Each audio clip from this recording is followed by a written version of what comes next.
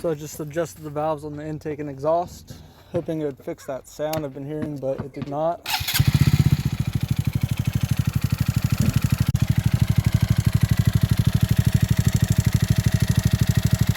Definitely still hear it.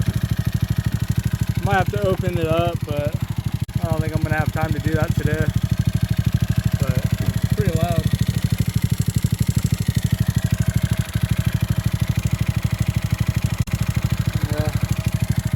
Not really sure what I should look at next, if anything, but